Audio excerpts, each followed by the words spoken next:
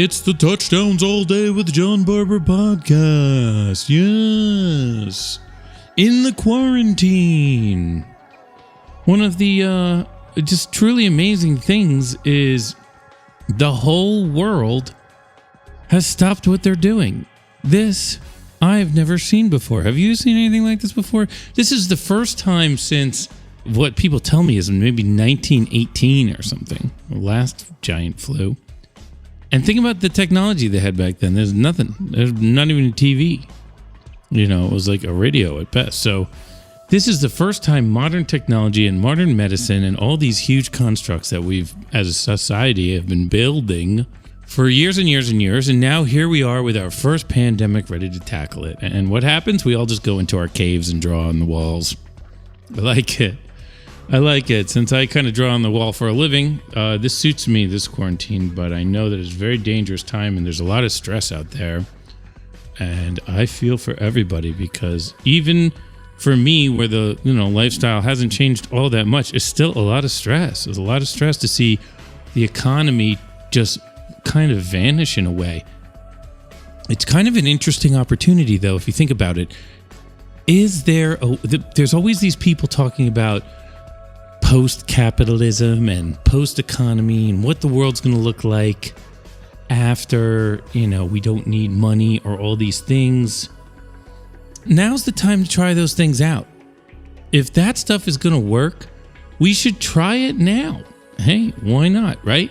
We should try it now. And then in 3 months, when the quarantine's over, or however long it is, people would be like, hey, I don't want to go back to that. Let's stay in this thing. That's going to be interesting. At the end of the quarantine, what if we don't want to go back to whatever bullshit we were doing before the quarantine? What if we just want Amazon to bring us everything and just hang out in our house and chill and maybe watch a surfing video or two and pretend that, one day we're going to get out in the ocean and do some surfing? Yes, folks, that's what I did all day yesterday. I watched videos about how to surf and convinced myself that at some point in time, living in California, I'm going to get on a board and get out in the ocean. Sometime I'm going to do it. Eventually. It'll happen. I promise. Maybe. Nah, probably won't. But I would love it to happen. And I spent a whole day researching it for that very reason. But really, in this quarantine, they don't have enough ventilators and all this other stuff, right? So there's some stuff going on, but really it's just, can a non-capitalist world meet the needs of its people while the people just hang out in their house and cool out? And maybe, some people start like cool businesses, like Mark, the bass player of the Disco Biscuits, and Alicia Carlin started a live lesson master website where you can give lessons to people. And I put some lessons up on Friday afternoon, and they all sold out. So I'm not going to give a huge amount of lessons, but I'm giving 2 a week to be part of it. And, it's awesome. I had a great experience today with that lesson that I gave. It was really fun. I did not expect to have anything. I mean, I know some stuff, but most of the stuff that I know, I learned on stage in the middle of some hectic, crazy jam. And so it did take me a while in the lesson to try and understand for myself how to explain, people are like, why do you play those notes? And the answer isn't always because the music theory makes sense. That's not necessarily the answer for me all the time. A lot of times, and I don't know how musical this is, but to me, it's part of the overall package. A lot of times, the notes are there to kind of elicit responses from the other jam members of the band during the jam. Why is that not musical?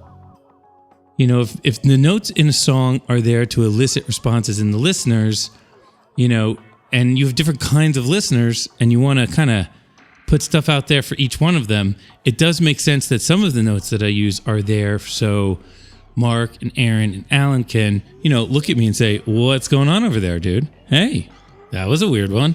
You know what I mean? So there's some, I got to find a name for them. Popcorn notes or I don't know what they're called. If you can think of a name for a note that you throw out just for the band to kind of like peep over and say, yo, what's going on over there, tweeted at me, #touchdowns all day. We're here on our favorite podcast, folks. Touchdowns All Day is a proud part of the Osiris Podcast Network. Check out all the podcasts on osirispod.com. I listened to the tapes archive, Dan Aykroyd and John Belushi yesterday while I was jogging. And let me tell you, that was a great podcast. So go for it, Osiris. You know what I mean? Like that, what an amazing podcast that was. And the fact that they're working on all these different podcasts, that to me was a hit. I love it. So it's great to be a part of the podcast network. These guys are doing great stuff. And there's a lot of great podcasts besides Touchdowns All Day that you can listen to. You can hear my interview on In and Out with Turner and Seth if you want to from last December. That was kind of fun. Always great to talk to those guys. This episode is sponsored by @Graystar Collective. That is Gray with an E.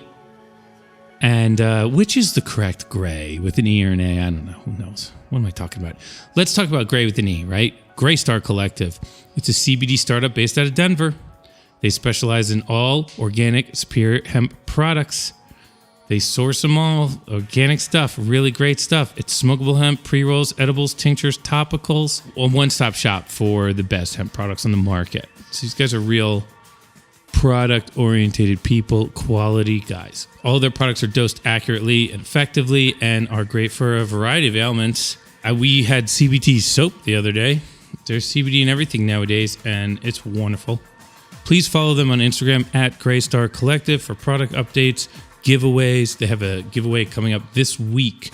So go on there and just #Touchdowns All Day on one of their giveaway feeds, and they'll probably choose you. I hope. You know what I mean? If you want to get a product and price listing and get in early on the stuff that they're doing, send an email to Ryan @Graystar Collective, RYAN @GREYStarcollective.com. Thanks for listening. It's wonderful of those guys to sponsor our podcast, even during the quarantine, even when all the other sponsors were like, no, we can't afford it now because of the quarantine. Graystar Collective was like, no, run the ad, bro. And we were like, yes, there you go. So we're in a quarantine. I know it's a thing. It's this thing. Everybody's got to deal with it. I really feel bad for all the people out there that are on the medical side of this game, because that's got to be frightening. And it does feel like those of us who aren't on that side of the game have a much easier time with something like this than somebody who's going into a hospital every day to treat patients and dealing with the other side of it. We have an interview coming up with executive producer of the Touchdowns All Day podcast, Vic Sobti, who is a doctor, and his wife is treating people in the hospital. Vic tells us all about that. That's the next podcast, and we've already cut that. And then the podcast after that is called A Round Table, and we're having fun on that podcast. God forbid, in the quarantine, we have some fun. So those are the podcasts that we have, and they were going to be for, obviously this is episode 26. We have Evan Winiker on this episode. Evan Winiker is the manager of the Disco Biscuits, and he'd like to speak to you guys. He'd like to get some messages through to you guys, because there's been a lot of cancellations. There's been a lot of postponements. There's been a lot of, not this, then that, what the fan base to do, right? What a Biscuit fan to do, yo. So what we did is we basically brought him on the podcast and peppered him with all those questions, and you guys can listen right here, right now, this episode, and get all the answers to that. Rich Steele picked out a dope jam for this episode as well. So this is going to be hot too, but the thing about it is like I kind of have all 3 episodes ready to go, and I'm queuing them up for every other Sunday, right? So I can go back to my life, and I'm looking at my life right now, and with the quarantine and without the tour, and with the fact that we cut a bunch of Biscuit studio tracks in Philly instead of playing the Fillmore a couple weeks ago, right? We canceled the shows, but we did go in the studio, and I think a lot of you know that already. So like now I have studio tracks that I have to sit with, and I have to craft, and I have to get to the other band members, and I have to get with them and figure out how to make them great. That's my job now. So the question is, why am I sitting on all these podcasts, and then like the podcast is always on my to-do list, right? I'm going to change the Touchdowns All Day schedule, and I think it's going to benefit you guys. It'll benefit everybody. Instead of doing every other Sunday, we're actually going to drop the next 6 weeks worth of episodes. So the next 3 episodes, we're going to drop them all this week. Just boom, boom, boom. And you guys can listen to them all in 1 week, and it's fine. Binge it. Enjoy yourselves. And it's a lot of COVID-19 stuff. It's a lot of Disco Biscuits in postponement stuff. It's some funny stuff. So it's all, we'll just drop it all now. And then it gives me a couple weeks to kind of take the podcast off of my to-do list and put the Biscuit album on my to-do list, which is a good thing. Now work on it. I get to go deep, which is where I got to go. And then we have other podcasts that are kind of in the can, like ready to come around right now. We have a Pigeons Playing Ping Pong podcast. We have a Space Jesus podcast.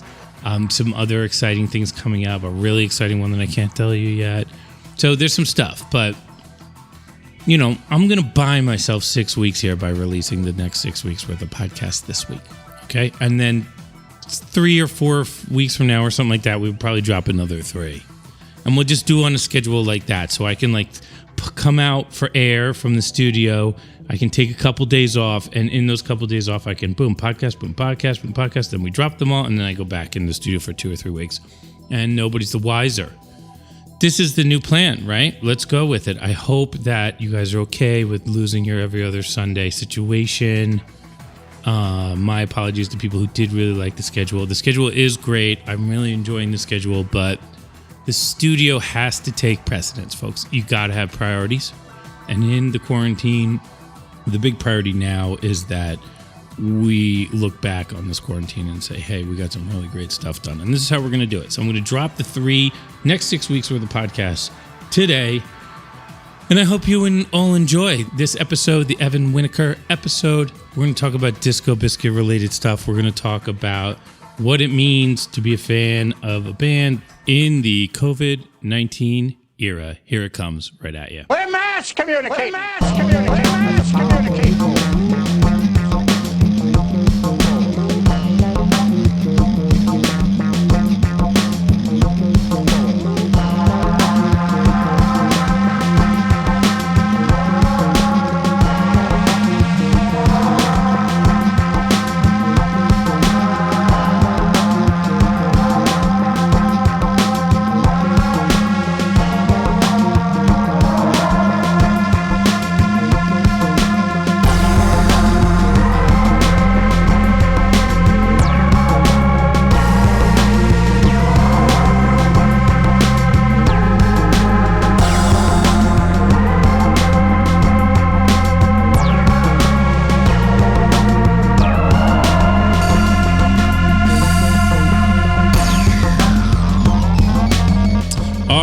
Ladies and gentlemen, you heard right. We are here on the Touchdowns All Day with John Barber podcast in the quarantine.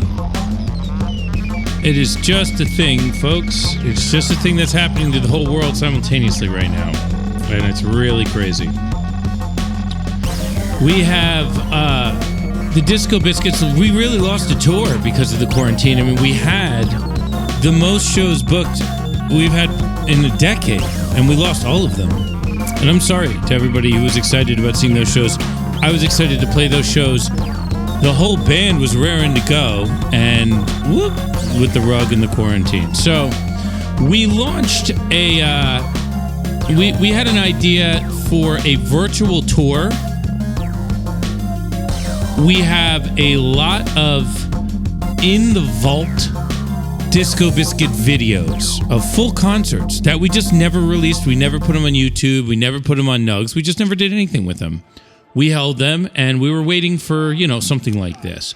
So we're going to do a virtual tour on nugs.tv. Every Friday and Saturday night, you can watch a full Disco Biscuit show from the vault.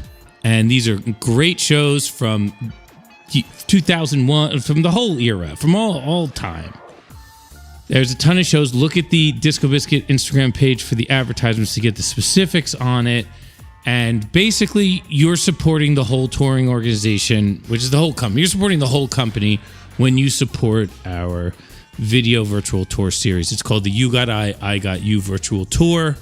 And all the proceeds that come in go to all the guys in the band, the crew, the merch guys. Everybody's in on it. There's also going to be T-shirts, and it's just kind of a virtual tour. You go to the show on Friday night, you go to the show on Saturday night, you buy a T-shirt, you do whatever you do. Just do it in your house and stay-at-home quarantine type of way. You know what I mean?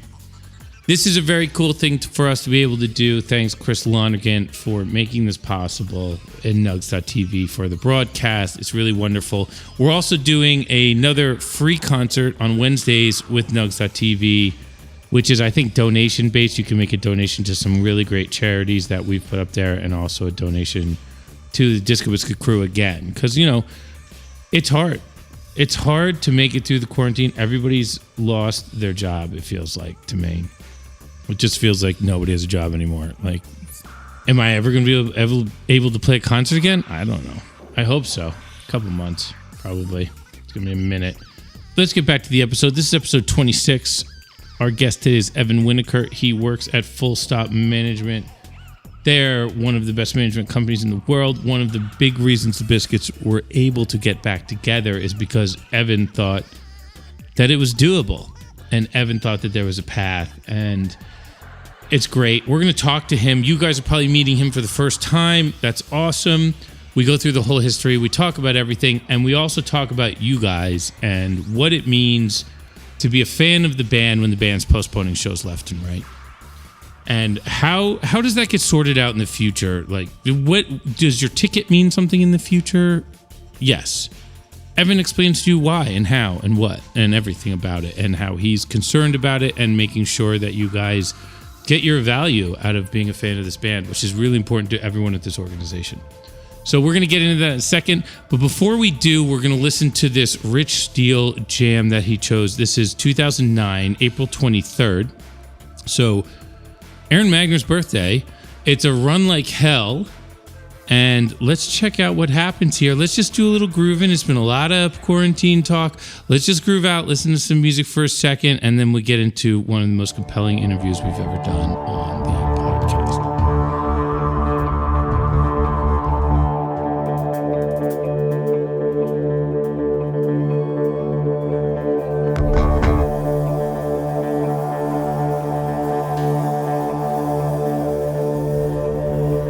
I'm going to tell you the truth. This is kind of my new favorite thing.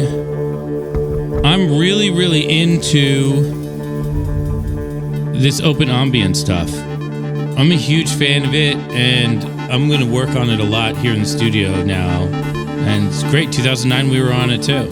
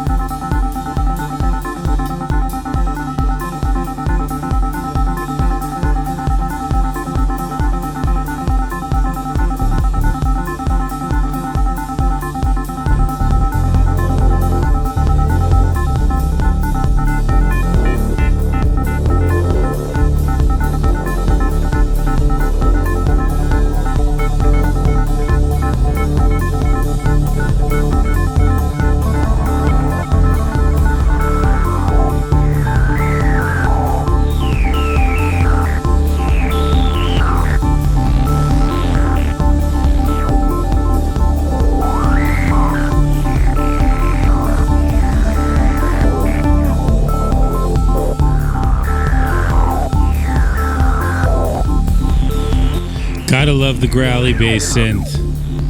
Don't hear that enough. Listen to how cool that is. That in our new setup with the side chains would sound incredible.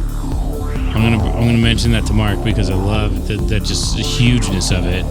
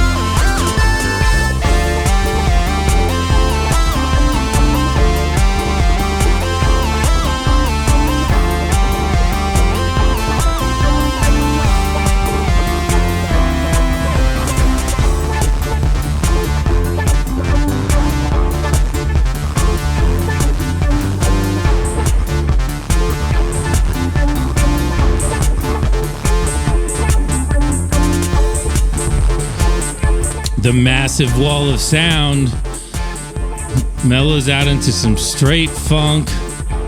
Huge epic stuff.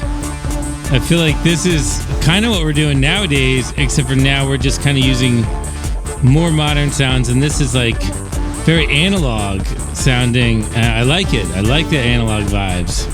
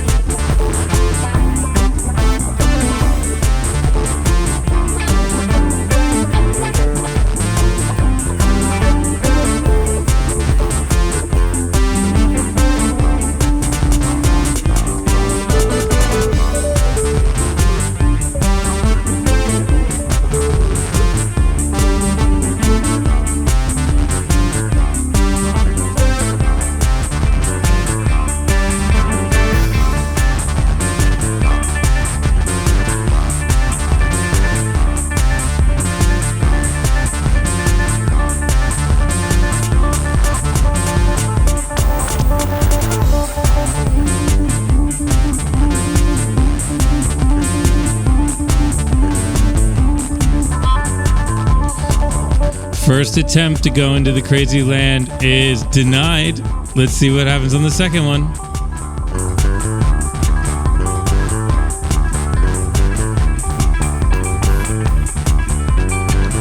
So you can hear I'm playing outside the key here a little bit. I'm trying to send a message to the band that we have to loosen up harmonically. So it's kind of what I was talking about earlier in the show. Like, some notes, like that kind of sounds cool for me to do that off arpeggio there. But what I'm really doing is I'm taking the notes that the band's playing and I'm saying, hey, that could also be this harmony. It could be what we're doing, but it could also be this. So it's almost like I'm trying to get a little paradigm shift in the head of everybody to try and, loosen up the reins on what has been a very tight jam so far.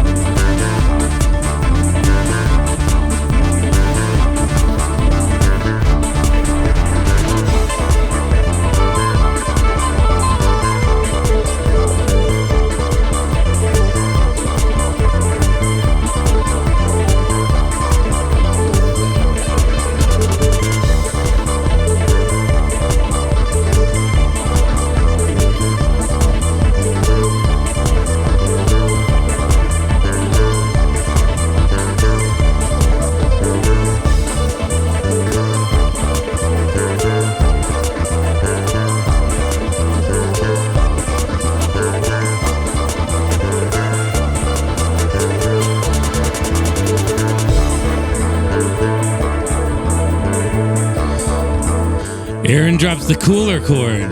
The cooler chord means let's stay in the break. Let's not get excited. Let's keep it cool and let's build up. Let's see what happens. That's definitely the cooler chord. And this is the second version of the cooler chord. Kind of sounds like, if you're staring out in a tundra with a bunch of snow dogs.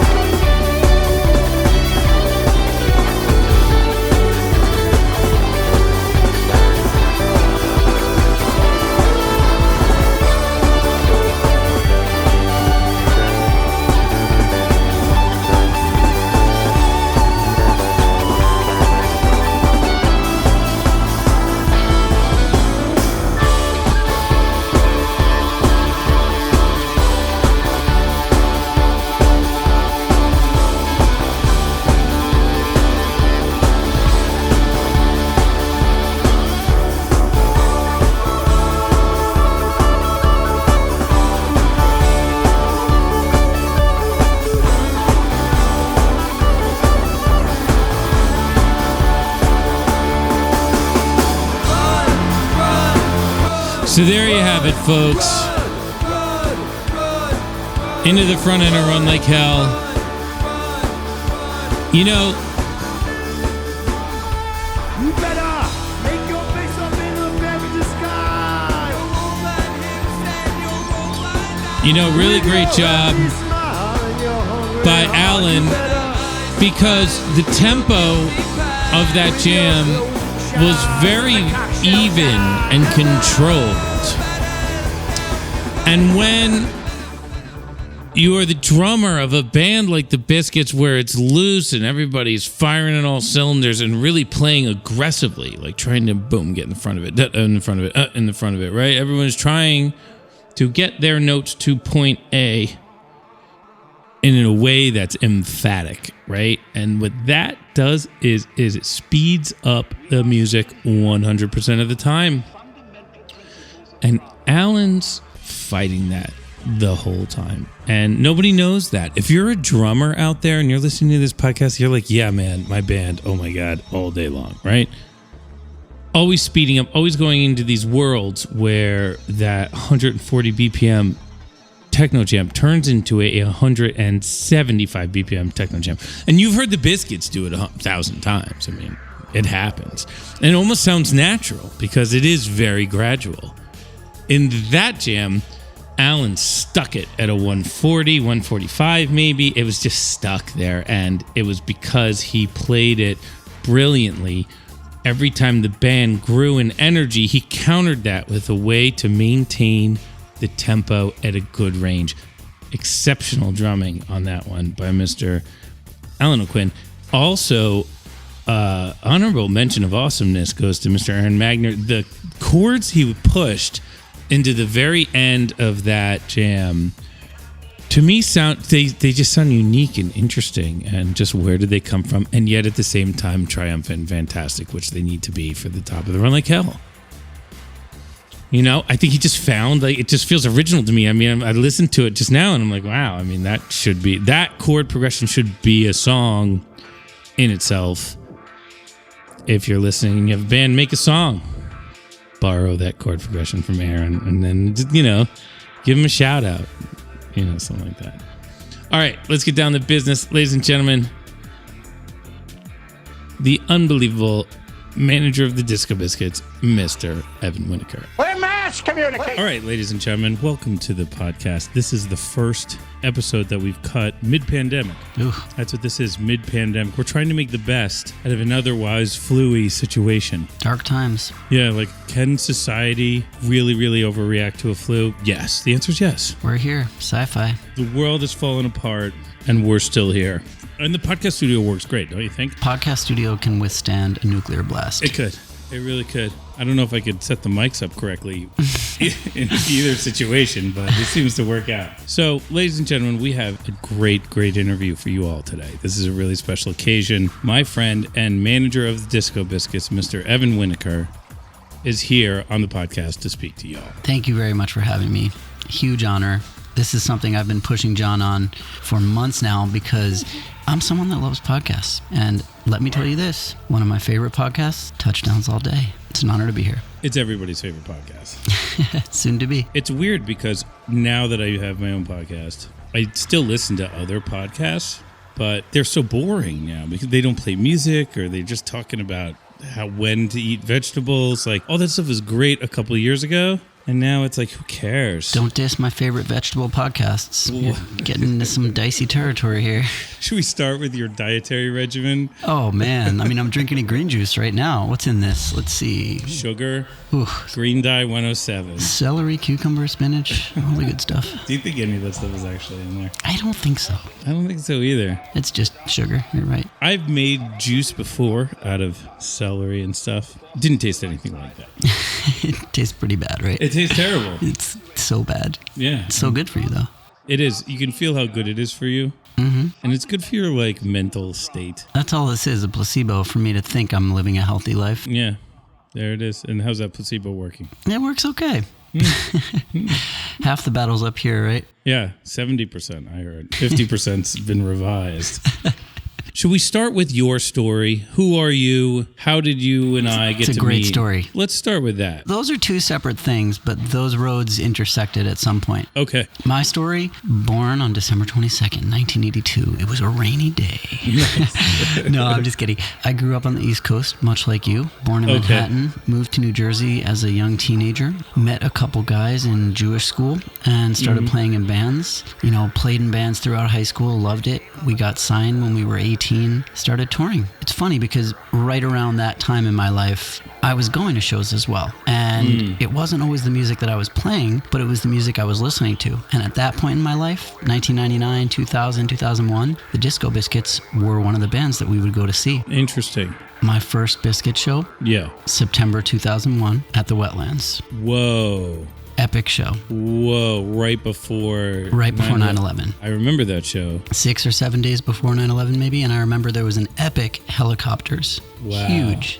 Throughout the set multiple times. Inverted maybe, who knows, but it was special. And I left that show and we got out on the street and it was a really beautiful night. And I remember thinking, damn, they are fucking amazing. From that point, I probably saw you guys 15, 20, 30 more times over the next few years. From Starland Ballroom to Roseland to Electric Factory, kind of all over the East Coast. I'd see you guys at festivals, and you just always had something special. It was something that was very different from a bunch of other live bands at the time. But my life, was very focused at that time. We were touring a lot. I played in a band called Steel Train at that point. We spent 250 days out of the year on the road. Wow. Jesus. It was a lot. That's unbelievable, though. That's every single day. Exactly. It is. Yeah. It feels like you're home, for just the holidays or the small things. You were a bass player of that band. Exactly. Wow. Great instrument. Wow, that's crazy. It was a great time, and I did that for a long time, but at a certain point in about maybe 2012, we had been doing it for 11 years at that point, and I had fallen in love with California. As an East Coast kid, you grow up with these winters. I just couldn't do it anymore. We would be on tour coming out here, and I made so many friends out here, and I just fell in love with the weather. John and I are taping this podcast probably the middle of winter in New York. We're looking outside. It's sunny and 75. You'd never imagine COVID-19 had ravaged the earth. I know. You can't tell. It doesn't affect the way that the sun hits the backyard that much. Very true. I fell in love with it, and I didn't want to be on the road anymore. We had just done it for so long. And a friend of mine had just started to manage a very big artist. And he was looking to kind of build a management company, and he was looking for people to come on board. Luckily, I was there at the right time, and I was one of the first managers to come in. I'm very lucky in that I've been given a lot of license to do what I want, and I think I've kind of used that to find artists that I want to work with. That's very lucky. Very lucky. For a few years, I was at this smaller boutique company with a couple of big superstars. Bruno Mars was one of the artists. Mark Ronson was one of the other artists. Sarah Bareilles was one of the other artists. But I always had a great roster of artists that I loved and I really related to. And a few years later, this company became part of a much bigger company, and my roster expanded as well. And I've been very, very appreciative of the people that I work with from a creative standpoint, but also from, a strategic standpoint. I'm very lucky to be surrounded by people that are excellent at their job, and, both on the management side, but also on the artist side. So that's a little bit about my story, but I could tell you exactly the story of Barber and Evan. Do you want to hear that? Yeah, let's hear the Barber Evans story. Beautiful. I think I know it. Tell the fans. You know it. For the rest of you guys out there, again, much like you, I discovered the band by seeing them at a live show. And I saw them maybe 20, 30 times over the course of the next 15, 16 years. And, we all have our lives, and I had gone off on my life, and I'm at Coachella in probably 2016, and I see Dan Berkowitz, and he's there, and I give him a big hug, and I say, oh my God, is that John Barber with you? And he goes, yeah, go say hi to him. And I was like, I don't know, I'm kind of a fan, but I do want to meet him, so introduce me. So Dan introduces the two of us, and we kind of just hit it off. We start talking about our mutual love of music, guitars, live music, life, California. And then I think you came to our old office, which was not too far from here. The place with the balcony and the view. Yeah, that place was cool. It was a great balcony. It was a house, though. It wasn't an office. Exactly. It was a house. It was like a thing you see in Los Angeles is people just rent cool houses to work out of. Exactly. Like nobody wants to work from home, but they go to their office, and their office is a home. Yeah. So they're kind of working from home, but just they're not allowed to use the shower or something like that. I don't know how it works. You're totally right. There are definitely some rules of cans and cannots when you're working in home Can you offices. use the shower? I don't think so. Is bathing out of the question?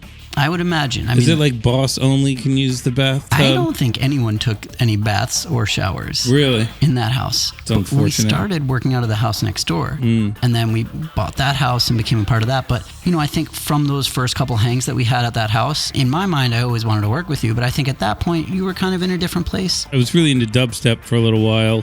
I don't know why. I just really like the like the early dubstep, like the old Scream stuff. Yeah. Like even pre-Skrillex type of stuff, where it was really round and warm, and it was dub. And then there was the step part. And that step part came in hard. Yeah, the step part really took over. So before dubstep was Americanized, I really liked it, and I was gonna cross over from guitar and make some dubstep, and I did that. And I found that being a DJ, to me, it's not a transition I feel like I could make. Well, it's funny because I always thought that one of the things that stood out and separated you guys from the other artists in the live music scene was that you had that dance element. And, other artists had their own elements, Fish has their own thing, String Cheese has their own thing, Humphreys has their own thing, Soundtrap has their own thing, Allman Brothers have their own thing. You guys kind of had your foot in two worlds, and it seems to me, even still, your fans come from both those places. Maybe, yeah, I guess so. I feel like they're like really like dance music people.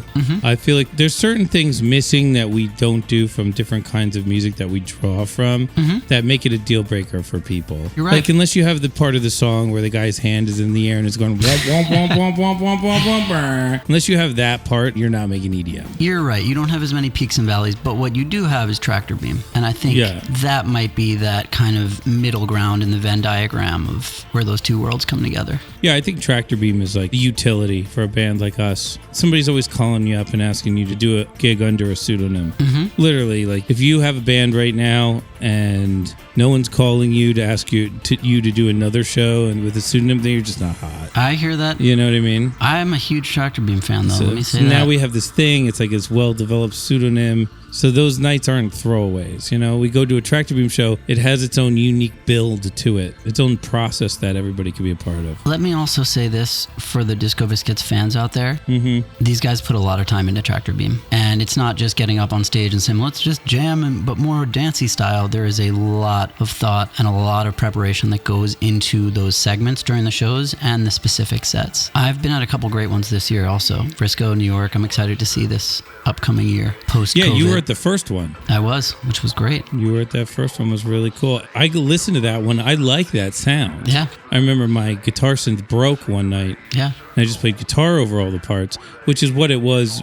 And I like that sound, but I also think that like where we're going with like really refining the reproduction of the actual weird sounds that everybody uses is to me more interesting almost. I agree. Getting back to the John and Evan love story. Right, let's get back to that. So we had these hangs, and he would call me and I would call him and I would invite him. Is it lame him that we met at Coachella? I think it's beautiful because Coachella will always be there, even on a year like this. We just kept hanging out. We did. We kept hanging out. Why did we do that? Because I wasn't in music and you were dealing with real artists, like people who were doing huge tours all over the world. Even if we weren't working together, we still respected what we were doing. Me to a great deal to you, I know that. And in May of last year, we went to get lunch in Silver Lake. I remember the restaurant. It was Flore, great vegan spot. And you were telling me what you were doing, and I kind of just had this epiphany, and I said, why are you doing it like this when you could be doing it like this? And you said, I'm interested, tell me more. And then from that conversation, it kind of blossomed into us talking about the ideas that we both shared about, where this could go. And I had not met Mark and Aaron and Alan at that point. And John was saying Camp Bisco is a month away. You should come and meet the other guys and talk to them and tell them about your passion for this band, but also your ideas. And I remember, I think it was July 10th or one of those days, I came to Scranton, PA. That's right. You flew on your way to Europe or on the way back, was it? I think it was on the way back. Maybe. It was on the way back. And it was a great hang. And not only did I get to see you guys play an incredible show, but we also had this great hang in the trailer before and after. It's a very special day for John. Right. That was the day that Lisa and I pulled the whole band together and told everybody, and the big announcement where you hit the beer bottle with the with the metal, with the drumstick. And you say like, hey, we're having a baby. It was supposed to be special that Evan was at the show for like, it was, you know, how great it was that Evan was coming in and just everything that he represents to be part of what we're doing is always special. And yet I just superseded that with this whole baby thing. I was very You were lucky. so pissed. No, get out of here. I was not pissed at all. I was like, oh shit, I'm here for this. Should I be here? It's my first time hanging with these guys. Yeah. Whatever the case was, we had a really special day. And I think from that, we just said, this feels right. Let's do this. And we've jumped into it. And I think a lot of the ideas that excite us all, we're in right now. Like we're getting into those and working on those for this year, next year. I really feel that way about Canyons. I feel like the Canyon show, like the excitement of the fan base, the way that you guys located that as a good venue for us to do. The Caverns? Hell yeah. I felt like that was like, hey, this is the start of like what's going to be some Bisco moments that were like everybody's doing their part in crafting. Absolutely. And I think I'm so lucky to get to work with a band that I've loved for so long. But what I bring that back to, and I think what's interesting for people listening that are fans of this band, I share the same thing that you guys do. We love seeing these guys do what they do best. And on top of that, to make it really special, we love seeing them do what they do best in special places. And that was kind of one of the, that's a big idea that we want to really act on. The Caverns was a perfect example of that. Here's a cave in the middle of nowhere. Let's put these guys in there and make some fucking magic. And our goal for the next year, next few years is find more of these spots. So if you guys have ideas for incredible places, whether they're an amphitheater or a cavern or whatever it may be, let us know, because we want to find these special places and turn them into magic. So you heard that here first, fans. Evan wants just cold call emails about cool places. Don't give my email address. Email John. You have his email. Yeah, send it to podcast@touchdownsallday.com, of course. Any good ideas of what to do and where to go, where a show would be really great. I mean, I've been finding them online. Like, there's DJs who are playing cool places nowadays. Sometimes it's hard to get a band to go there, but there's a lot of opportunity to do this. At the end of the day, for everyone listening, really, I really mean this. At the end of the day, we're all the same. Like, we all love seeing these guys play great shows, and it makes it even more special for us when we're enjoying it to the most, you know? So let's do this together. Let's find some cool spots, because these guys are down to do it. Really. I really mean this. I think Set Break Is Over kind of showed people that we're back. Well, that was like the first move that you guys made when we became like a team together, right? You were like, let's craft a message, and that was Set Break Is Over. And that worked so well that there's a number of different people making t-shirts. I love that. There's a bunch of them. I've seen them. They're very cool. That's when you know you nailed the hashtag, you know what I mean? I truly feel like you guys have so many chapters in this book, but we have so many yet to write that we haven't even gotten to. And we have ideas for what those chapters are and outlines, but there's chapters beyond that we don't. And I think, you know, one thing that we've also talked about is the new album. Right. And the new songs and the new music. And, you know, just one more time, just like a little bit of insider info for you guys that are fans that are listening out there. It's fucking great. Like, the songs that drew us in early on that I fell in love with, whether it's Helicopters, Mindless Dribble, Jigsaw Earth, Home Again, whatever those songs are, these songs feel like they come from that place. And these guys are still writing also. So it's like, I know there's going to be more gems that come out of these sessions. But I think the way that we roll the songs out, we're going to do that in a really cool fashion also. So what the fans were disappointed about is we went to play in Philly this past weekend. You guys can hear the last podcast that I just released on Sunday. It was me and John Schwartz from SiriusXM. Love that. And you hear me in the monologue saying, I don't want to go anywhere. There's this huge virus coming on. But we had to go because nobody can cancel anything. And then when we landed in Philadelphia, the president of the United States... I have to tell this story. You tell the story. I have to tell just like a quick aside to this story. Wednesday morning, John calls me from his house. And he's like, I don't know, man, this is getting pretty serious. And I'm like, don't worry, don't believe everything you read in the news, you know. And I was like, just get on the plane. He's like, you were like virus schmirus. Yeah, is who cares? This is the flu, whatever. John gets on the plane. In those 6 hours that John was on the plane, the world changed. And by the time he had landed, the NBA had canceled their season. NHL was canceling their season. NCAA canceled.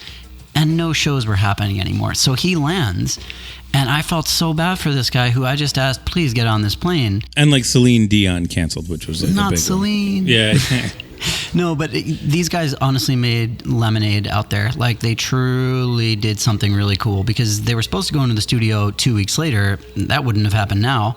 And instead of doing these shows, which we couldn't do, we were told we could absolutely not do, they recorded some amazing stuff.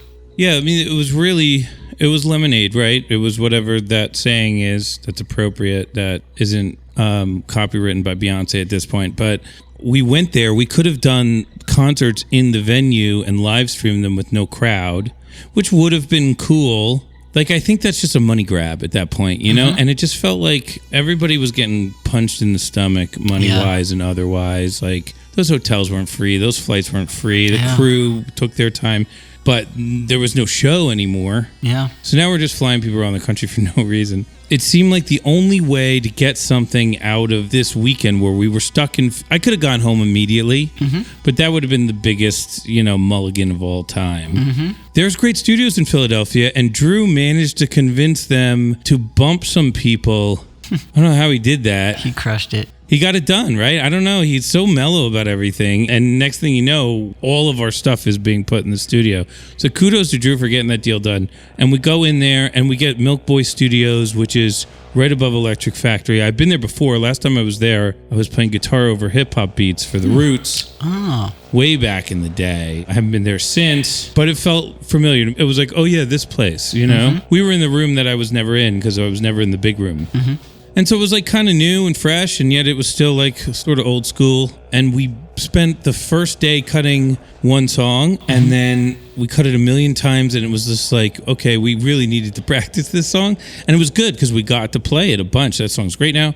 And then the next day we just cut everything else in one day. It took us a day to like get comfy with the way that the studio works, with how everything's plugged in, with everybody's vibe. And I hope we get to do that a bunch more, because that's really nice. If we had done one more day in the studio and done everything that we did the second day again on the third day, we would have just like so many different and varied takes of things with different solos and different vibes. It's pretty great. I was excited about it. I think you guys will have a ton of time. And, I think this is something that fans out there might want to hear, but the way that artists put out music now is very different than the way they put it out 20 years ago. Truth. 20 years ago, artists on the pop side would put out one song, they'd go to radio with it, and then they put the entire album out. And on the live side before, artists would just put out albums. They wouldn't even put out singles. The Grateful Dead, though, they put out singles. Clive Davis had them putting out singles. Very true. I would say for artists now, the model is completely flipped because of places like Spotify, Apple, Amazon, Deezer. Basically, the streaming services changed the music industry completely. What's up with Deezer? Deezer's an interesting one. It's massive internationally. Is that what it is? It's the biggest streaming service in France. Wow. It's huge. But in the States, it doesn't have a huge presence. There are still playlisters here and editors, and there is still a presence. It's pretty big, but it just pales in comparison to the Spotifys of the world. Right. But again, like I was kind of saying, basically artists now put out one song, you put out another song, you put out another song, and you basically show your fans by giving them appetizers what the main course is going to be like. Right. So it's almost like sitting down at a meal, like let's just say a 4-course meal. You get one song in January, one song in May or April, one song in June, and then you get the entire body of work. And you hope that those 3 songs kind of build the path for a bigger audience, for your fans to be excited about what they're about to get. But I think in many ways, we've talked about rolling this album out in a similar way, Is that our plan, do you think? I think it's close to it. I want you guys to do exactly what you want to do, but if I'm a fan and I'm also a strategist, I would say what both of us want is music soon, but we want great. That, I think, is the difference between now and then. Artists used to hole up in studios for 2 or 3 months and then put out the album. Yeah. And now it's kind of like... I wish we could do that. That would be a beautiful way. It would be. Beautiful. Let's name the album COVID-19. I'm basically doing that here anyways, but it would be great to have that band in the studio experience. The one nice thing is I watched old Pink Floyd videos and stuff of them in the studio, and it's just the bass players playing the keyboards, and they don't even care that they're eating lunch. They're just in no hurry to do anything. Yeah. And they're just going for this moment or whatever. They're all just hanging, And it seems like that's a luxury that bands don't get, and definitely not in our scene do they get that. I agree, and I also think the difference now is just the appetite of consumption. As a listener, as a consumer, whether I'm watching a TV show online or whether I'm listening to even a podcast, you can't afford to put out one podcast every 4 months. Because people go away, they find a new podcast they like. And it's the same thing for releasing music. It's kind of like it needs to be a constant stream of stuff that interests you. Right. I still have my favorite artists that go away and put out records. It's just different, you know? Yeah. I mean, I would ideally like to, I don't know, it's hard. I would like to be able to do like a long studio time where we go there every day and we, experiment with different sounds and keyboards and guitars and anything that can make the music better and track everything.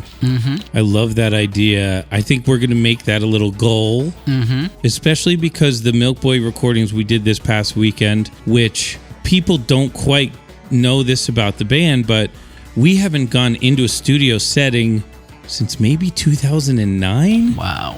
And that was a whole band. That was a whole, like, Snapchat didn't exist. You know what I mean? Instagram didn't exist. Yeah. So there's been a lot of time there, and going back into the studio, I feel like day one, we were like, we could play together really well, but why are we here? What is this? We haven't done this in a long time. Am I screwing up? And then you go in and you listen to the tapes, and the band is always going to have a different perspective on the music than the fans are going to have. So it's hard for us to trust our own perspective. Well, I think you guys are always going to be your biggest critics. And this is an interesting aside for fans to know, like, everything you guys say, whether these guys see it or not, they're thinking it because they might have heard it before in the past. Is the music too much this way? Is it too much that way? Are the vocals too much this way? Are they too much that way? Fans have a voice. And I think in many ways, artists are trying to make an album that makes them happy, but at the end of the day, they also want to deliver what their fans want to hear, and sometimes that means pushing your fans in a new direction. But I do feel like these songs are, in many ways, they kind of have a little bit of what everyone loves about this band and some exciting new stuff. Yeah, I think that what we did over the past week could be an album straight up. I don't think we're going to stop. Because this is like the job now, right? Yeah. We have you guys, we have Drew, we have our merchandise is great. Like, everything's great. Yeah. And when you get everything to a point in a band that everything's great, the whole goal is to make dope albums at that point, right? Nothing can stop us except for some type of virus. Some kind of pandemic. When's this episode going to air? Maybe sometime in April or sometime in March. Okay, probably so during the virus pandemic still, I bet. I am hoping that we will be on the other side of this by the time you are listening, people out there. Well, let's guess. Let's gamble, shall we? I'll take a little bet. How much should we put on this? I don't know. What's the appropriate amount? $100? That's a good bet. That's a real bet right there. Yeah. I can't bet less than $100. It doesn't get my motor running. I like that. All right. Well, we got $100 on this. What's the bet? I think we choose a day that we have to have some kind of way to determine that the virus is over. Okay. That people are going to start acting as if, not that it didn't exist, like it could come around every year like the flu does. Yeah. But like people are like, they're not thinking about, how do we determine, does the president say, okay, we're good? Or is there some kind of like Live Nation calls and says, okay, time to start scheduling shows, which actually could happen during the pandemic? Here's the way I actually see it playing out is I think it'll be a staircase. I don't think anyone's going to be like, flip the switch, everyone's good. Baseball to the small club show. Interesting. Baseball will turn back on again. There's two sides to this. One, people being cooped up. There's a moral responsibility right now to stay inside because we This is great that you're here. Oh, I love this. We don't want to inundate the healthcare system. Yeah. But on the other side of that, I'm glad you didn't bring your posse of 49 other people. They're just waiting outside in the car. No, but truly, like the way that I see this is 2 or 3 months from now, I don't think people are going to be able to stay in their holes for that long. I mean, how does that? Everyone's stir crazy already. It's true, and it's only been 6 hours. It's been like 36 hours. I'll take the flu just to get the hell out of here. Same, I know. Apparently, it's a bad flu though, so stay in your houses, folks. What I assume is that by mid-May, there will be shows happening and there will be sporting events, but I'm not going to say they're going to be at the biggest level. Stadium shows, I don't think will be back. I'm not sure baseball will be here. Is basketball done for the season because playoffs are in June? I think the unfortunate thing is that as every day goes on, new basketball players test positive for this. Oh. Kevin Durant today. No. Rudy Gobert, obviously. Kevin Durant. No way. They got Kevin Durant. Oh, man. Kevin Durant was the random name that I threw into a sentence because Lisa didn't want to feed the baby formula. And I was like, Kevin Durant was raised on formula. I have no idea if he was or not. I just chose, I thought you were going to say... Superstar here. Insert superstar here. I thought you were going to say that was a suggestion for the baby's name. Kevin Durant? Kevin Durant Gutwillig? It's a great name. I like that. Maybe a name change? Is that a subtle way of saying I named my child poorly? This is how good managers work, folks. They don't tell you screwed up. They just say shit like that. Just incepting ideas. No. Well, you know what? Whenever I think of a good name for a kid, I think to myself, maybe that's a reason to have another one. That's a great reason. Is that happening? Or baby number 2? According to Lisa, no. According to me, why not? Oh, we've got a lot more names to cover. She does more work than me, though. So yeah, a lot more. Yeah. So for her, it's a whole thing. For me, it's like, this is great. You get this thing that loves me indefinitely and stares at me like I'm the greatest person on the planet. And then when the hard stuff comes around, Lisa does all that. For those of you out there, in his short time as a father, John is a great father. I can attest to that. Thank you. I've seen him with the baby, and he loves this little guy. We have a good time together. He doesn't laugh at my jokes because he doesn't know how to laugh yet. Mm-hmm. But I also don't take any of his behavior personally. Well, he's a terrible jokes. He doesn't know how to... Like if he boos at me or something, I don't think, he's booing at me. He gets the baby pass. Baby pass. Yeah. We got to get the baby pass out for the fan base. I'll take that. I need a good baby pass. I'm so excited that everyone out there is listening right now because... Yeah, they're listening. This is great. They're driving to work or something. Yeah. They're not driving to work. They're home. I'm hoping that they are. They're home in their pandemic. I mean, it depends when this airs, but I'm hoping you're in your cars on your way to your offices. I don't want to do basketball because the season's almost over, really. Okay. Because, they may do playoffs. I think they should, but... Is that the bet? I think the bet should be when baseball turns back on. Okay. What date? I think baseball is going to come back, but I don't think fans are going to be in the stands just yet. I think it's going to start without fans. Whoa. Mm-hmm. Really? Mm-hmm. So boring. I know. Who cares? I think it'll be mid-May. Oh, I hope they don't do that. The TV baseball. I know. It's like watching bowling. Oh man, you're telling me. It's like that's the problem with bowling is there's no arena full of people. I've got, the Summer Classic or whatever, the July 14th is the All-Star game. It's in LA. I've got an artist singing the anthem and I have Who's singing the anthem? Walk Off the Earth. Wow. They probably killed that. Crush it. They did it at the NBA Finals last year. It was great. I can't imagine the Summer Classic midway point of the season is going to be 2 months after opening day. That won't happen. I mean, how do they do that? They can't have a All-Star game without a season. You could. You totally could. These are those kind of questions that, from our position, we don't have any money involved in it. So we're like, no, you couldn't do that. But people with money involved are like, oh, yes, you could. Absolutely. Yes. Oh, yeah. We know who the All-Stars are. That's what interests me. I wonder if at the end of the day, the people that force this way of life that we're used to coming back, is it going to be the bigger institutions, the people that really lose billions of dollars, the NBAs, the MLBs, or will it just be the government saying this is the time to come back? Well, the government's losing. They get tax dollars on everything. They have sales tax everywhere. Yeah. I mean, California could go under right now. Oh, my God. Because they're losing so much sales tax. And they're already broke. And then the federal government's kind of broke, too. I mean, if I told you the Disco Biscuits were running at a $2 trillion deficit... You'd be like, what the fuck is your problem, dude? Do you know who Ray Dalio is? Yeah, I do. Brilliant dude. I watched his thing on the economy the other day, and it explains how governments function, and it's trading equity and basing off futures, and small businesses are similar to that. This is a little aside also, but this might be interest to the fans. The mechanics and the infrastructure of the Disco Biscuits institution of the company, it's no small deal. It's a big machine, and every weekend getting it up and running when these guys are playing, it's expensive. So for a weekend like Philadelphia where we had to cancel these shows, we still flew everyone out. We still had to pay a lot of people. We still had the expenses of a lot of different things. Getting up and running, whether it's for a 3-day weekend or for a tour or even a one-off, it's a lot. And there's a lot that goes into all of it. Yeah, and as an owner of the Disco Biscuits, it comes out of my salary. So I don't know why I'm in such a good mood. You should be happy. Why do I not care? I don't know. Maybe it's because you did some things to stabilize the business. We did.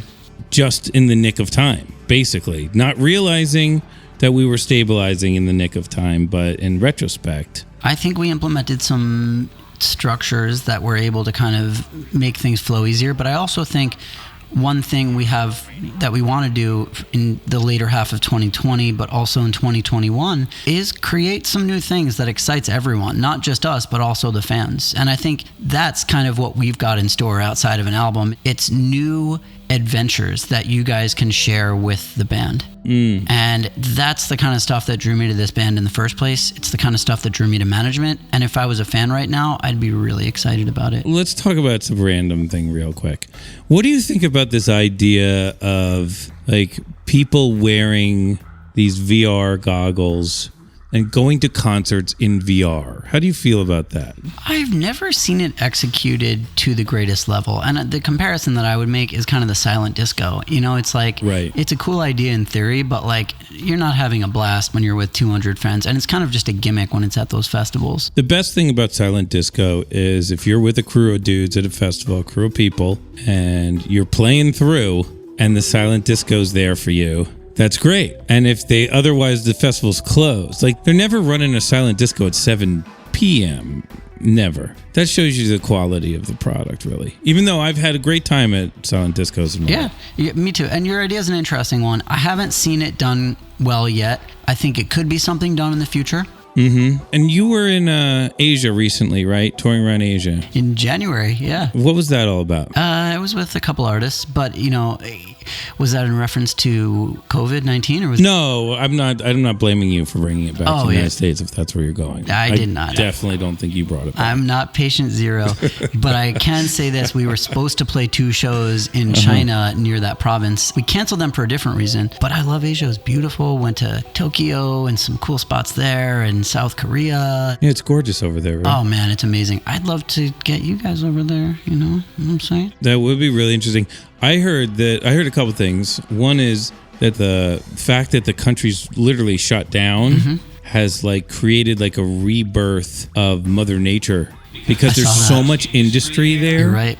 That when the industry stops, like it literally took Mother Nature like a week to be like, oh, you guys, like maybe a month tops, and Mother Nature was like, oh yeah, well, we're just gonna regrow this and regrow this and regrow this. That cloud of pollution above the city. I saw that meme today. By the way, it's so hard to tell what's real and not. Like it could just be an image someone said. Totally. But I love that idea. Maybe that'll happen here. Getting here could happen in LA, which would be really great. There was no traffic getting here. It took me like unbelievable 6 minutes. Yeah. I mean, hey, COVID's not so bad if some good comes out of it like that, which I'm sure it will. Let me ask one more question about Asia. They have hologram pop stars in Asia. Why has that not translated to the US? What's going on there? I think, you know, they have it there, but it's not like it's in stadiums. It's not like you're going to get 50,000 people to all agree to pay money to see this person when there's not really a person there. Okay. They had it here. I've seen it implemented, but again, it's kind of gimmicky. And like, I think part of being a live music attendee is wanting to see something different and wanting to see something special. And if it's a hologram, that hologram is playing the same set, whether you're in Altoona, PA or Boise. You know, right. So there's no one playing the hologram like Gollum in Lord of the Rings. There is no Andy Serkis. Jeez. What would happen if we Andy Serkis'd the Disco Biscuits? Well, I think that depends. I think you'd make a faction of your fans really happy because they'd get to see you, but you'd make another faction happy because they weren't really seeing you. They were seeing a version of you. Well, what if the band played like in a studio with the little popcorn jumpsuits on or whatever those things are called, and then we broadcast that? Is it just that the nuance of the finger on the strings and that kind of like sweaty, grimy moment of shred festiness?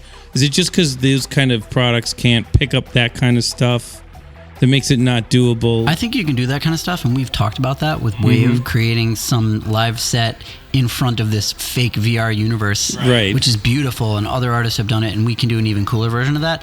But I think at the end of the day, nothing's going to replace the live experience of saying, I love this artist, I love their music, I love who they are, I want to see what happens tonight. Maybe they're going to get in a fight, maybe they're going to laugh, maybe they're going to tell a great story in between songs. But if you're going to see a hologram of, whoever it is, Nat King Cole, I don't think Nat King Cole is going off script. All right, so what did we decide with our bet, though, speaking of gambling? Is it when baseball starts playing with no fans, or baseball starts playing we don't care, the audience? Here's the bet. Will baseball start playing with fans not in the stands or with fans in the stands? No, I don't want to bet that, because I don't care if baseball starts playing.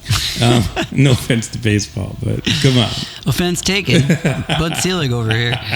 I mean, look, it's just like, when are you going to ask the Biscuits to sing, a national anthem? You know what I mean? Let's make it happen. I've seen Humphreys do it. I've seen Walk Off the Earth do it. But when do the Biscuits Phillies. get to do it? Let's talk to the Phillies. Let's make it happen. Then I'd start liking baseball again. Okay. So the bet is the day that COVID-19 becomes kind of in the rearview mirror. And that day will be marked by baseball returning outdoor games, like actually playing in stadiums, even though there's no fans. I think baseball is going to start May 15th. Whoa. COVID might not be over, but no way. You think it's too soon? No, too long? late. Ooh. See, I was on this early. Okay. I was aware of the virus before anybody else, and Okay. I think it's going to be over before anybody else. This is true. I don't think we're going to July. This is a flu. We were at brunch 2 weeks ago, and John is saying, batten the hatches, get the cabins. Yeah, that was for now. And I'm like, dude. I wanted to go to Telluride. I'd be skiing right now. Actually, it would have backfired on me because I would have driven all the way to Telluride, and they would have closed the mountain. Oh, did they? That's do that? what I thought they would. closed it? No, I don't know about Telluride, but they closed Vail and they closed a bunch of other ones. They closed Mammoth.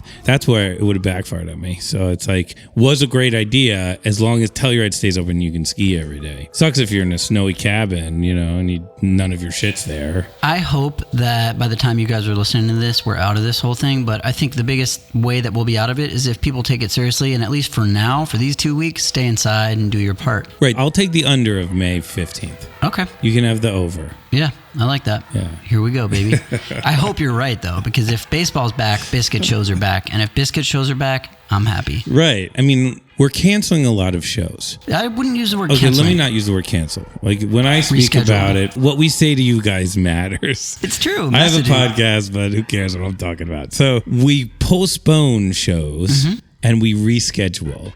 Is that really what it is? Is it canceling and then just booking it again? I mean, we've played the Fillmore 10 times. Like, So, we're not rescheduling the Fillmore, and you know what I mean? We're just booking it again. well, here's the hard part. I'll make this easy for everyone listening out there that's got tickets to shows or that will buy tickets to shows. That's the people we're talking to right now. People who have a ticket to a show that's been postponed. What do they All of think? these shows are being moved because we really take our fans seriously, and we know what it takes to buy a ticket to a show. You're not just buying the ticket. You're going to pay for a babysitter that night, or you're going to pay for a train to the show, or an Uber to the show, or your gas to the show, or the tolls to the show.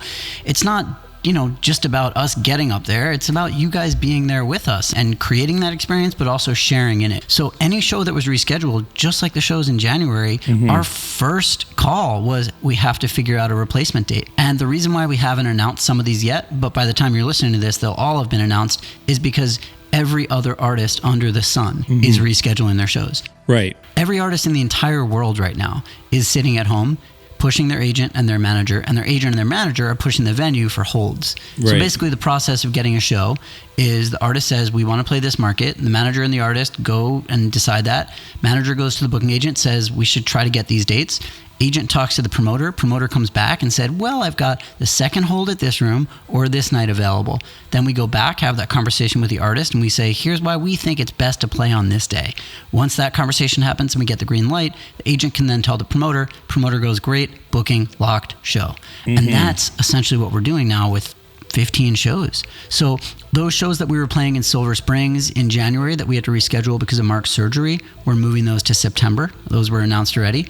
The shows that we were playing in Philadelphia in the Capitol Theater, those are going to be moved to sometime later this year. We're organizing that right now. By the time you're listening, those will have been announced. So probably also September or October. Sometime around then. The other thing that gets factored in is what shows we already have in place during that time period that have radius clauses or reasons why we can't play nearby. So, for instance, we don't play a ton on the East Coast around Camp Bisco because we want Camp Bisco to be this special experience. But 2020 is going to be an interesting year because a lot of promoters from different companies are essentially going to work hand in hand and say, look, I'm going to scratch your back here, you scratch my back there. I've got this artist that wants to play here, you've got this artist that wants to play there, let's throw away the radius clause, boom, bing, bang, show. Right. So you think it's going to be a better concert market for a band like the Disco Biscuits now that it's not business as usual really anymore? Exactly. I think it's going to be a really fun year. I think if you're looking at this from a fan perspective, you're going to have a lot of opportunities to see the band. That's cool. I think from a band perspective, we're going to create a lot of reasons why you should come and see every show. For sure. It's not just going to be playing the same songs in different ways. It's going to be some really interesting stuff. Yeah, a lot of pandemic music being written, new album stuff, and just crazy stuff. So if you are a ticket holder or want to be a ticket holder and you do get tickets, we're going to honor your show. Yeah. We're going to honor the show. We're going to play the show. We just have this pandemic thing we got to sidestep. We're working hard. Honestly, I've never seen agents work harder than they have in the last week. Yeah, because they got to book every show twice. Exactly. Double the work. Or more, yeah. Double the work, same pay. But, you know, at the end of the day, it's all for you guys. Like, the reason why these guys get to play these shows is because of you. And the reason why they look forward to playing the future shows is because of you. So we're taking all that into account, and we'll be seeing you a lot this year. Camp Bisco, is that going to get canceled? No. Camp Bisco is going to be great. Camp Bisco is going to happen. And what about Electric Forest? I don't know a lot about festivals that are out of our control, but I will say this. I know that festivals that are selling very well are going to happen unless the government says they can't. Right. If you're asking me, just completely having no idea, any insight into these specific festivals, I would say that large-scale events and large-scale sporting events or music events are probably going to be the last thing to come into play. I think the first thing that they'll start letting back, gatherings of 50, gatherings of 250, gatherings of 500, gatherings of 1,000. At the end of the day, those events that are 50,000 to 100,000 people, those will probably be the last to come on back. Right, so Electric Forest maybe we were hoping, we're crossing our fingers. I think we'll be good. Yeah, it's far away. We've got a bunch, Electric Forest, High Sierra, a bunch of others we haven't announced yet. Yeah, I mean, literally, we had the most exciting Disco Biscuit summer in a decade planned for this summer. Headlining so many of these great festivals. Huge headliners. Like, I was having a conversation with myself every morning, which I still have, with a cup of coffee being like, how are you going to be great at this moment? What are you going to do? You know, like look in the mirror and be like, what are you going to do that's going to be cool on this day? And there was a lot of days being inserted. It used to just be like Saturday Night Camp Bisco, what are you going to do? Then it was like Electric Forest headlining, what are you going to do? Yeah. Then it was High Sierra. We have never played the headline stage at High Sierra. And it's like in a football arena, kind of. What are you going to do? I think everyone's monitoring the situation and taking cues from the response. So in 2 weeks now, we'll be able to make a more informed decision. In a month from now, I could tell you if the festival's on or off. So should people kind of leave August open and maybe prepare to... Usually the Biscuits, we don't tour in August. We used to when we were starting out, and then we stopped touring in August because people like to go to the shore and they like to just do some, you know, basic bitches fun stuff that they get to do, and then we can throw our shows in September, and you know what I mean? But is August now going to be prime touring territory for a band that had a wonderful May and a wonderful April, booked up and ready to rock? There's going to be some really exciting stuff that you guys are doing in August and even in late July. I love that. I think August is a great time to tour, and nobody does it. Oh, yeah. What's wrong with everyone? I don't know. It's a beautiful, gorgeous month. We could play outdoor all month long. I'm looking at the calendar right now, and I'm telling you, man, there's some really fun stuff coming up. It's really great. We're lucky to be able to do it. I think my birthday is April 1st. I think it's going to be cleared up by then. Not necessarily return to normal, but the messaging from the higher ups is going to start being like preparation for what's going to be a really great summer.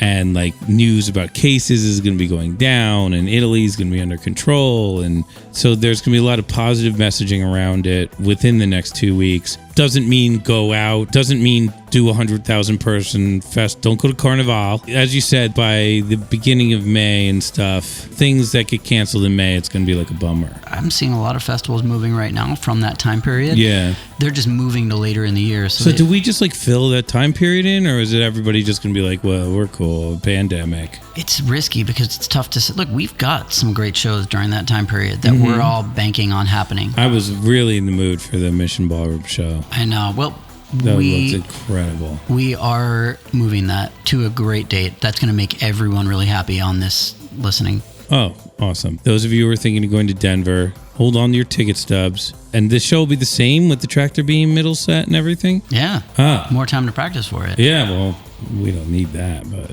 it's always good to have a little extra time to practice.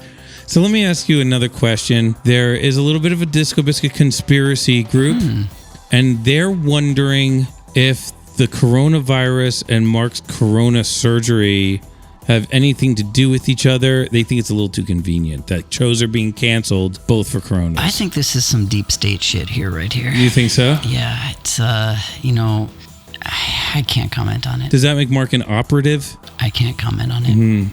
I'll take the fifth. I would not be surprised if Mark was an operative because it's so hard to get stuff out of him. You know what I mean? Is there any type of lightning round that we end this with? No, we just say it's over. Are we done? That's it? I don't know. Did we get a lightning round? I don't know. Let me see. Okay, I would love a lightning round. Okay, real quick. Lightning round. And by the way, I'm under no pressure to go anywhere. I'm full on COVID. I mean, no, we've been talking for like 100 hours. It's great. Let me ask you, here are the lightning round questions. And they're not necessarily COVID related. So you can just ignore COVID and pretend we could talk about having a normal jam band. If the Disco Biscuits were to do a live collab with any artist on the planet, who would it be? I would love to see you guys do something with someone cool like Lee Burridge or Jamie Jones or Solomon or someone in that world, because I feel like that would take you guys outside of your box. But I also think you can go to the other side of that. So you'd like to see us work with like a major DJ in the trance world? In the house space, I think that could be really cool territory for you guys. Do you think like having someone like Solomon like actually DJ Tractor Beam itself, which is kind of what Posford was going to do? Playing one of those songs or... Okay, so the Disco Biscuits are playing with Simon Posford. So is that going to happen no matter what, right? Because camp will probably happen, right? And so that's going to happen. Is that going to happen? 100%. So the Biscuits are playing all the music with Simon. We're doing all of his stuff, right? So essentially, if you just rename the Biscuits Tractor Beam at that moment in time, which we're not singing and we're not playing our stuff, so it's arguably either band. Yeah. All we have to do is put the jumpsuits on. Yeah. Suddenly we're Tractor Beam. Well, then really Simon is just DJing Tractor Beam instead of DJing an album. Yes. I think the harder part with... So is that what we do with Solomon? Something like that? Well, I think the harder part with the DJ playing your songs on his thing and mixing it, what are you guys playing on top of that? Versus a DJ playing one of his songs and you guys playing stuff on top of that. I guess it's the same thing. The same thing. Yeah. It's like instead of DJing CDJs, you're DJing the Disco Biscuits. Yeah. Yeah, I think that could be really cool. Or Tractor Beam, whether we're wearing jumpsuits or not, really. I would love to hear some cool songs like that. I mean, I love the idea of these DJs who are like famous for having an incredible taste, incredible sense of the dance floor and control of it, you know, and giving them a world-class group of musicians like Tractor Beam or Disco Biscuits and saying, you know, give us the songs. How would you put these together? Like, to me, that's very interesting. It's kind of what Tractor Beam is right now. Space Cookie is the person doing the DJing. And we don't have these like long form shows where Space Cookie can really do a lot of different things. We only have a one Tractor Beam show every once in a while. But it'd be interesting to do a Tractor Beam tour with a different DJ every night and let Space Cookie like do what he kind of does in addition to DJing the band, which is kind of consult us on how he more coaches a lot of the time.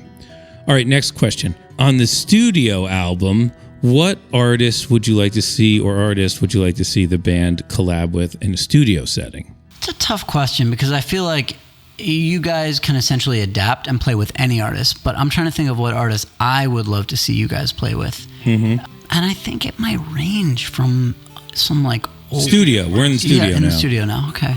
Like, is that a Jay-Z? Is it a Lizzo? Is it a... I could see the urban is side. It a Hans Zimmer? I love that. I mean, that would be really cool, creating some cool soundscape. That'd be kind of rad, yeah.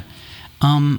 Actually, that might be it. Hans Zimmer would be insane. Because that band thing he did was terrific. I went to that, and it was fantastic. Maybe we try to make that happen, do it at Disney Hall. I would love that. That would be interesting. I like coming up with ideas on this podcast. Yeah, that's what it's for. Okay, next question. What do you think is the single greatest thing we can do besides the normal things that we do for our core Disco Biscuit fans? I think the greatest thing we could do is continue to excite them. And I really think the way to do that is by doing things that excite you guys. By playing shows at sunrise in the middle of nowhere. It's by doing things differently, not following the playbook from the past. You know, doing things that you guys did early on, doing things that you guys did in the middle, taking the ideas that were fruitful for you guys, but also made the fans say, fuck, that was one of the best shows I've ever seen. There's a reason why people listen to sets from 10 years ago, 5 years ago, a year ago, 20 years ago, last month. Those sets stood out. Why did they stand out? Because there was magic in them. And I think when the magic is done in a really special place, it makes it an intangible thing, something that's priceless and something that's special and something that people talk about and tell their friends about. Do you think that really special place requires something like camping, requires like non-stage accoutrements? I think there are elements to that. I think it could be water, it could be stars, it could be the sun setting, it could be the sun rising, it could be the middle of a desert. You know, one of the conversations we had last year was about doing something special at Burning Man and leaking the coordinates of where the set would be and not making it this thing of here, we're playing here, but saying, if you find us, you will find something special. And I think that's what this next few years hopefully can be. Creating those special experiences. So you think that like being one with nature is more special than something like Carnegie Hall, you know, where it's like more of like an accomplishment in a musical stand, you know, I think like there's something fun about Radio City, stuff like that. Well, Radio City is something we've talked about, and I think there is something special about playing at the Garden in Radio City, wherever it is, in an amphitheater somewhere. But I could tell you this, there's a reason why when you're watching a movie, a great scene, a great visual, and a great song creates something beautiful and special. And there's also a reason why listening to a great song outdoors, when you've got the wind up against your head and you look up and you can see the stars, there's something special about that. And I think for us, it's about finding these elements that we want to bring together to create special stuff. All right, let's leave it at that. Love that. Ladies and gentlemen, Mr. Evan Winiker, first time on the podcast, manager of the band, and hopefully, and I feel very confident about this, even though it's fun to hope, the band is just going to do with your team and our team and everybody coming together, that we have a team of people that is dedicated and smart enough and strong enough to do some really, really great things in the music business. Super exciting. I love that, and I'm so happy. Thank you for having me. I wouldn't be here without you, and I wouldn't be here without you guys listening. You guys are the reason why these guys do what they do, and they do it really well. So thank you, everyone. Thank you. Have a great night. We're mass communication. We're mass communication.